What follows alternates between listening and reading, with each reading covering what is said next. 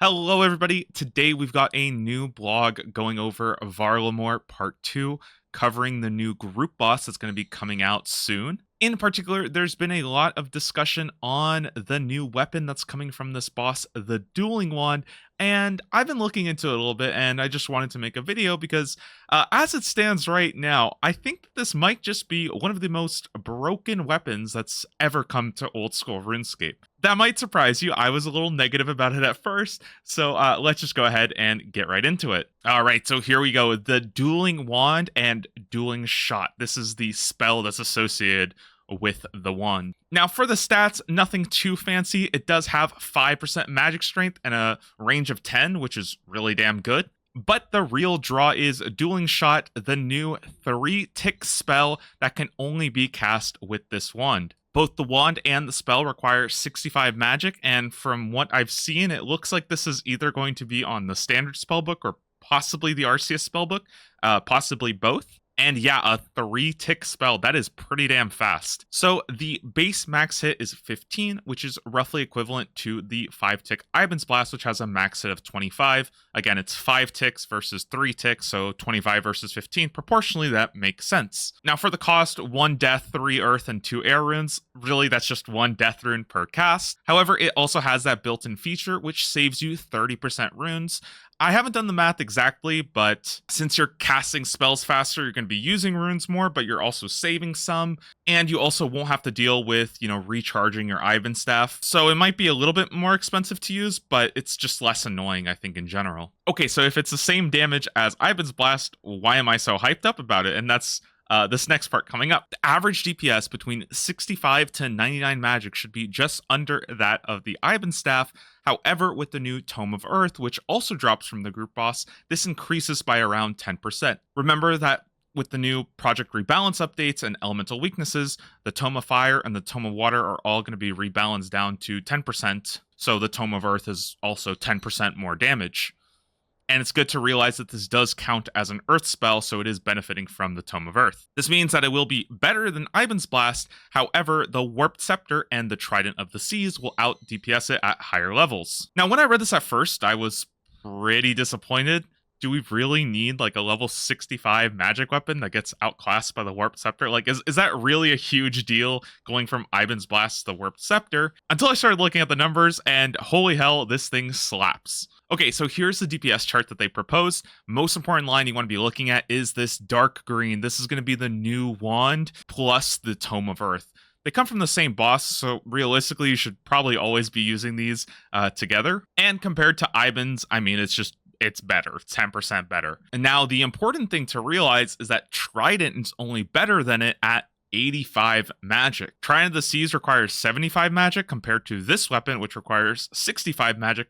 So that means from 65 to 85, this is the new best in slot mage weapon. That's pretty damn powerful. Now, the Trident is pretty easy to get if you're a main, and you can buy it on the Grand Exchange. It's not too expensive. However, if you're an Iron, the high Slayer level to kill the Kraken is quite prohibitive. And this is the really funky part, because if we compare it to the Warped Scepter is only stronger than it at 95 magic, which is a really steep threshold before the Warped Scepter actually starts out DPSing it. Especially since by 95 magic, you probably have access to a Trident by now. Keep in mind that this does not account for example, Thrall damage. You would be able to use Thralls if you're using, the Trident or the Warp Scepter. However, if this wand is added to the RCS spellbook, like if you can use it with the RCS spellbook, then you'd be able to use Thralls anyways. So I don't know if that argument entirely holds. We'll have to see if they're basically sticking with just the standard spellbook for the wand. And I don't know, I just think this is so interesting because, I mean, the Warp Scepter just came out. It requires level 62 magic, and it feels like it's going to be entirely just cannibalized by this new weapon. I mean, it's just so much better than the Warp Scepter until 95 magic, which is, I mean, I don't know. I just think that's a little bit weird, and I wasn't really expecting this. But yeah, this is going to be a very, very powerful weapon. And again, even if you can get yourself a Trident, it's still probably going to be better than that in most cases, until 85 magic. I'm not sure exactly where the Swamp or the Sanguinesti staff compare, but those are a little bit harder to get. And honestly, the Trident of the Swamp isn't that much better than the Trident of the Seas, so it's probably going to fall, a little bit shorter. Like the threshold's going to be a little bit shorter for Trident of the Swamp. They also put this DPS graph, which just shows DPS relative to Iban's Blast. And honestly, the only thing I think that's interesting is just with the Tome of Earth, it's consistently 10% better than Iban's Blast, which I think is what they're trying to do. It's supposed to be an upgrade, about 10% better. However, just this DPS number alone can be a little bit misleading because we're not really comparing two different weapons with the same speed. We're comparing a 3-tick weapon versus a 5-tick weapon. DPS is only a really good metric in old school RuneScape if we were to smack like a target dummy that had a huge health pool. We're trying to see how much damage we can do it, but that's not always the case. When you're fighting mobs, trying to get a drop, or grinding Slayer, for example, a slower weapon is going to lead to slower kills because a lot of the times it's going to overkill. For example, if a monster has 3 health, it doesn't really matter if your max hit is 25 with Iban's Blast because you can only do 3 damage. At which point the faster weapon, which sure it can only hit up to 15, but it's probably going to get 3 damage anyways, is just going to lead to more consistent and faster kills.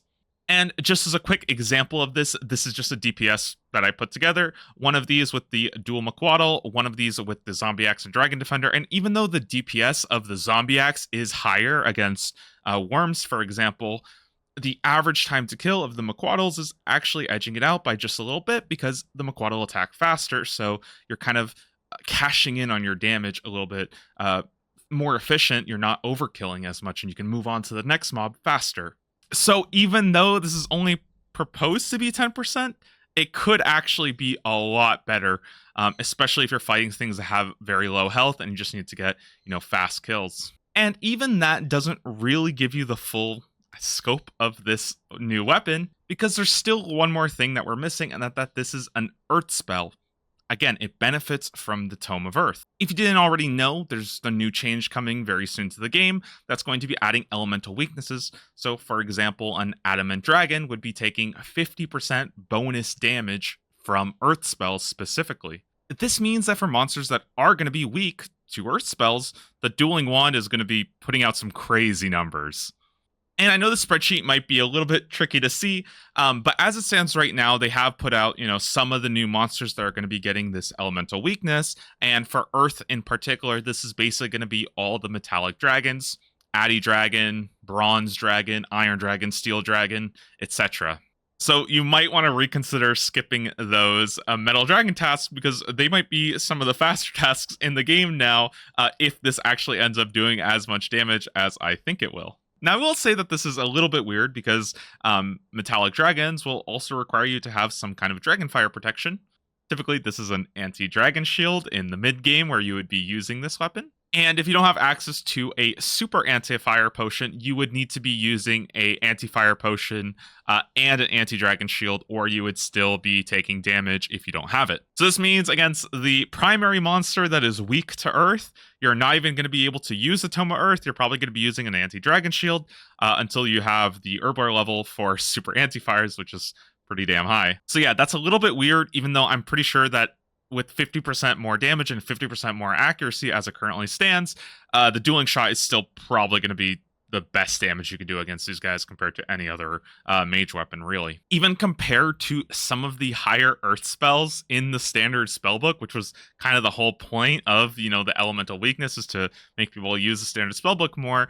This is Earth Wave. It requires magic level 70, and it can deal up to 19 damage. So it's more damage, however, it requires 5 ticks, the 5-tick cast speed. So this thing, I don't know why you would ever use this over Dueling Shot. It's basically useless now. Even if we look at Earth Surge, which requires level 90 magic, this can only max hit up to 23 at 5-tick cast speed. So even Earth Surge is probably going to be weaker than Dueling Shot, with the exception of possibly a Kodai Wand and probably a Harmonic Nightmare Staff, which are both really endgame weapons. I don't think that they're supposed to compete necessarily with, the Dueling Wand.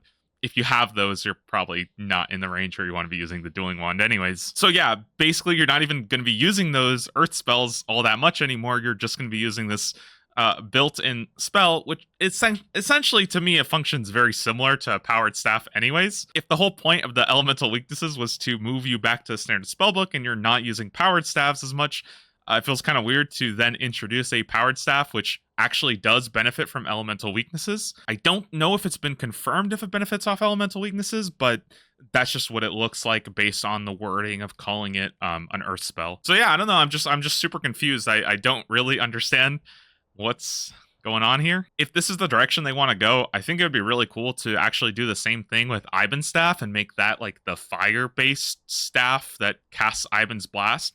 It functions exactly the same. You have to be on the standard spellbook to use Iban's blast. So why not just make that the fire version that does insane damage against fire monsters? Speaking of insane damage, I actually looked and saw that outside of the metallic dragons, against worms, it also has the 50% damage bonus, and against water fiends, it has a 100% damage bonus. So this thing is going to be hitting twice as hard with 2 times the accuracy against water fiends, which, I mean, water fiends aren't that popular, but I mean, when it's hitting like a 30 every 3 tick, this might be a really insane weapon against water fiends now. It might actually be like a doable task. If there are any like new monsters or, a new boss that is weak to earth, I think this thing is just going to be insanely strong against it. And that can be like a kind of problem to have such a cheap weapon that is just insanely powerful against anything that's weak to earth. And I think I'm a little bit worried if this was the whole point of elemental weakness, is just essentially like recreate the trident. We've already kind of outclassed the warped scepter. I don't really see why you would really care for a warped scepter anymore unless this thing is like really, really rare to get.